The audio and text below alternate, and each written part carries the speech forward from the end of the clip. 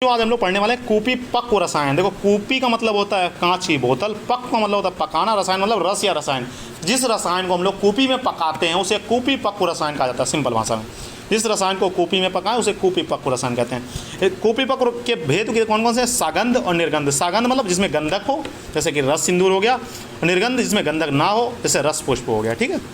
अंतर्धूम और बहिर्धूम। अंतर्धूम में क्या करना है? जैसे हम बोतल में ढक्कन लगा के अगर कोई काम करते हैं, कोई पक्व करते हैं तो उसे कहते हैं अंतर्धूम। अगर ढक्कन खोल के अगर हम लोग कोई रसायन बना रहे हैं तो उसे कहते हैं बहिर्धूम। ठीक है। प्राप्त द्रव्यों के आधार पर, जो द्रव्य प्राप्त हो रहे हैं उनके आधार पर हम लोग क्या क्या है? प्राप्त द्रव्य के स्थान के आधार पर उनका स्थान कंठस्थ, तलस्थ और उभयस्थ। कोई इसे इग्नोर नहीं करेगा, ये बहुत इंपॉर्टेंट है, ये पूछा जाता है। ठीक है। कंठस्थ क्या होता है? कंठ भाग पर औसत प्राप्त होना। तलस्थ मतलब तल भाग पर औसत प्राप्त होना। उभयस्थ मतलब दोनों जगहों पर अगर औसत प्राप्त हो रही, कंठस्थ और तलस्थ, तो उसे उभयस्थ कहा जाता है। ठीक है। इसके इंपॉर्टेंट है रस सिंदूर। रस सिंदूर आपके पेपर में सीधा 5 नंबर या 10 नंबर में सीधा पूछ सकता है, तो ये इंपॉर्टेंट भी है। इसके घटक द्रव्य क्या है? शुद्ध गंधक और शुद्ध पारद। ठीक है। भावना द्रव्य क्या? बट, अंकुर, स्वरस की 3 भावनाएं देनी है। ठीक है। ये नॉर्मल हमने लिख दिया, निर्माण विधि समझते हैं। ठीक है। देखो कांच की बोतल लेनी है, कांच की बोतल में कपड़ मिट्टी करनी है। कितनी बार? 7 बार करनी है, जैसे कि सराव संपुट में कर रहे थे। बट अंकुर, देखो कजली बनानी है। कजली में क्या? बट अंकुर स्वरस की भावना देनी है। भावित कजली हो गई। बालू का यंत्र लेना है। बालू का यंत्र लेना है। 2 अंगुल बालू भरें। फिर कपड़ मिट्टी युक्त बोतल रखनी है। फिर गर्दन तक बालू, देखो 2 अंगुल बालू भर ली, बिल्कुल मतलब जिस कढ़ाई में बालू का यंत्र, मतलब एक कढ़ाई ली। ठीक है। कढ़ाई में क्या करा? कढ़ाई को आग पे चढ़ा दिया। उसके में क्या करा? 2 अंगुल हमने बालू भर दी। ठीक है। 2 अंगुल बालू भर दी हमने। 2 अंगुल बालू भरने के बाद क्या करना है? हमें जो कांच की बोतल कपड़ मिट्टी युक्त कही थी उसे रख देना है। उसके बाद उसके गर्दन तक हमें बालू भरनी है। ठीक है। फिर कपड़ मिट्टी युक्त बोतल रखनी है। फिर गर्दन तक बालू भरें। 1/3 भाग कंजली कूपी में भरें। कितना भरना है? जितनी बोतल है उसे 3 पार्ट में डिवाइड कर लो, उसका 1/3 भाग आपको कंजली भर देनी है। ठीक है। नीचे भर देनी है। मृदु अग्नि प्रदान करें। लोह शलाका डालकर देखना है। अगर देखो लोह शलाका डालकर देखना है तो मतलब ठीक है, लोह शलाका डालकर देखिए। टार्च लगाकर देखें। कंजली अगर पीत वर्ण की हो गई है, अगर देख लिया कंजली वैसी नॉर्मल कैसा कलर होता है, उसका काला कलर होता है। अगर काले कलर से वो पीली, हल्के पिलाऊँ दिखने लगे या पीली पीली दिखने लगे तो समझ जाओ कि फिर थोड़ा पाक हो चुका है। फिर उसे मध्यम अग्नि प्रदान करते हैं। मध्यम अग्नि प्रदान करने के बाद उसमें तप्त सलाका डालते हैं, मतलब लोहे से गर्म करके सलाका उसमें डाली, मतलब आयरन रॉड डाली। फ्यूम्स निकलना बंद हो जाए, जब उसमें से धुआं निकलता रहेगा। ठीक है। धुआं निकलना बंद हो जाए, या फिर हम लोग टॉर्च लगा के क्या देखते हैं?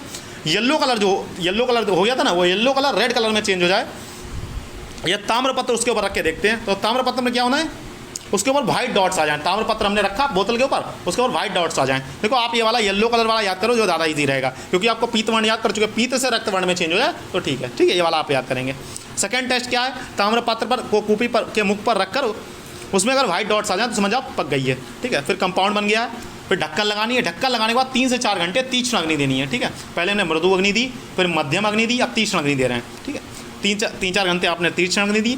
अगले दिन कपड़ मिट्टी हटाते हैं, बोतल को तोड़ते हैं और रस सिंदूर, गले भाग से रस सिंदूर को एकत्रित करते हैं। तो रस सिंदूर कहाँ पर पर्याप्त होता है? ये MCQ आ सकता है। गलस्त है, तलस्त नहीं है, गलस्त है। ठीक है। रस सिंदूर कहाँ है? गलस्त है। सावीरता अवधि इसकी, मतलब कितने साल तक अगर रस सिंदूर आपका पोटेंट रहेगा तो 10 वर्ष तक। ठीक है।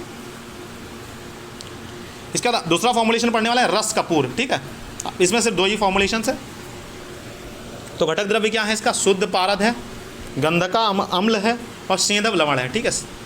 तो ये इसकी फॉर्म कितना लेना है? ये शुद्ध पारद लेना है 48 तोला, गंधक अम्ल लेना है 72 ग्राम और सेंधव लवण गंधक अम्ल तथा पारद से प्राप्त शुष्क चूर्ण के बराबर लेना है। जो इनका जो मर्दन किया, जो शुष्क चूर्ण में आया उसके बराबर लेना है। ठीक है। प्रोसेस वही सेम रहेगी।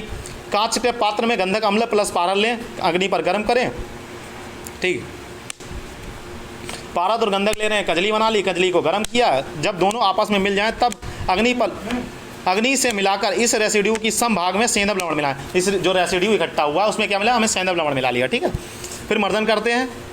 मर्दन करने के बाद कपड़ मिट्टी, देखो हमने जो बोतल बनानी, मैं पूरी प्रोसेस फिर दोबारा नहीं समझा रहा हूँ। बोतल लेनी है, बालू का लेनी है, वो प्रोसेस दोबारा यहाँ से कोरिलेट कर सकते हैं। ठीक है। पूरी प्रोसेस वही है, सेम है, तो बार बार पढ़ाने का कोई लॉजिक नहीं बनता है। ठीक है। फिर बोतल लेनी है, 2 अंगुल बालू भरनी है। बालू भरने के बाद फिर बोतल को रखना है, फिर उसे गले तक बोतल भरनी है। फिर क्या करना है?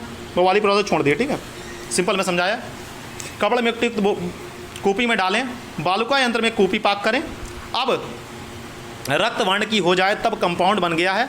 कॉर्क का ढक्कन लगाते हैं, 3-4 घंटे तीक्ष्ण अग्नि देते हैं। अगले दिन रस कपूर निडल्स के कॉपी के गले भाग से एकत्रित करें। देखो रस कपूर और रस सिंदूर जो होता है वो गलत है, ठीक है।